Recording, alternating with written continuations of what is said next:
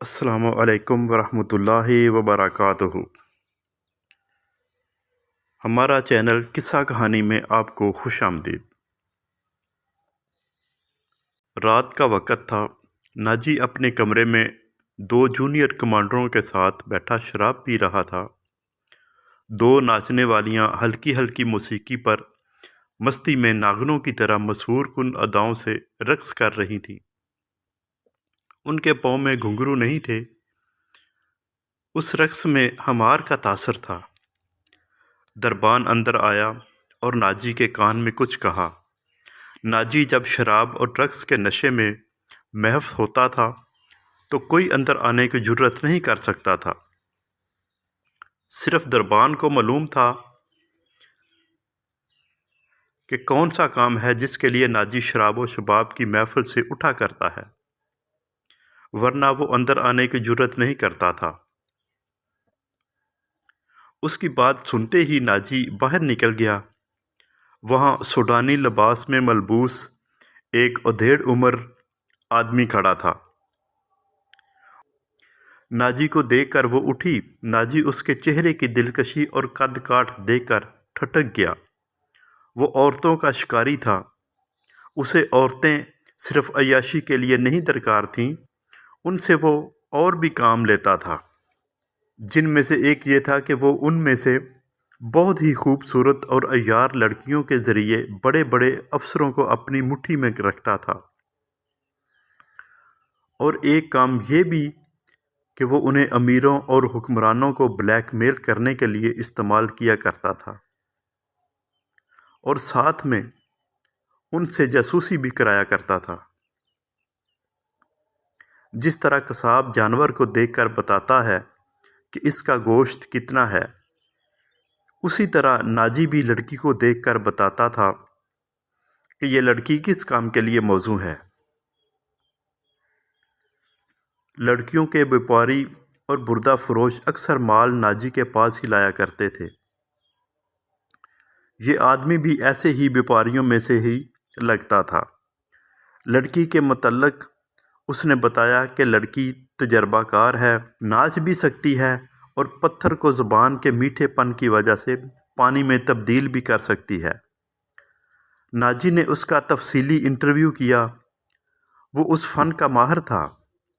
اس نے رائے قائم کی کہ جس کام کے لیے وہ اس لڑکی کو تیار کر رہا ہے، تھوڑی سی ٹریننگ کے بعد یہ لڑکی اس کے لیے موزوں ہوگی۔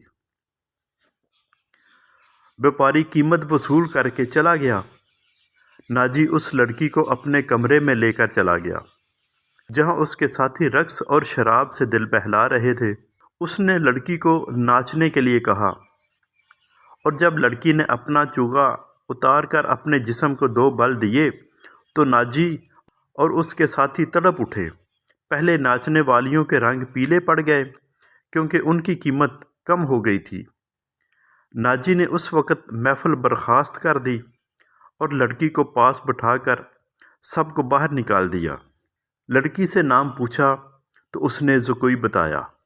ناجی نے اس سے کہا، زکوئی، تم کو یہاں لانے والے نے بتایا ہے کہ تم پتھر کو پانی میں تبدیل کر سکتی ہو۔ میں تمہارا یہ کمال دیکھنا چاہتا ہوں۔ وہ پتھر کون ہے؟ زکوئی نے سوال کیا۔ نیا امیر مصر۔ ناجی نے کہا، وہ سالار اعظم بھی ہے، سلطان صلاح الدین ایوبی۔ زکوئی نے پوچھا، ہاں، اگر تم اس کو پانی میں تبدیل کر دو تو میں اس کے وزن جتنا سونا تمہارے قدموں میں رکھ دوں گا۔ وہ شراب تو پیتا ہوگا؟ زکوئی نے پوچھا۔ نہیں، شراب، ناچ گانا، تفریح سے وہ اتنی ہی نفرت کرتا ہے جتنی ایک مسلمان خنزیر سے کرتا ہے، ناجی نے کہا۔ میں نے سنا تھا آپ کے پاس تو لڑکیوں کا ایک طلسم ہے جو نیل کی روانی کو روک لیتا ہے، تو کیا وہ طلسم ناکام ہوا؟ زکوئی نے پوچھا۔ میں نے ابھی تک ان کو آزمایا نہیں، یہ کام تم کر سکتی ہو۔ میں تم کو سلطان کی عادتوں کے بارے میں بتا دیتا ہوں، ناجی نے کہا۔ کیا آپ اسے زہر دینا چاہتے ہیں؟ زکوئی نے پوچھا۔ نہیں، ابھی نہیں، میری اس کے ساتھ کوئی دشمنی نہیں، میں بس یہ چاہتا ہوں کہ وہ ایک بار کسی تم جیسی لڑکی کے جال میں پھنس جائے، پھر میں اسے اپنے پاس بیٹھ کر شراب پلا سکوں۔ اگر اس کو قتل کرنا مقصود تھا تو میں یہ کام حشیشن سے آسانی سے کرا سکتا تھا۔ ناجی نے جواب دیا، یعنی آپ سلطان سے دشمنی نہیں، دوستی کرنا چاہتے ہیں؟ زکوئی نے کہا۔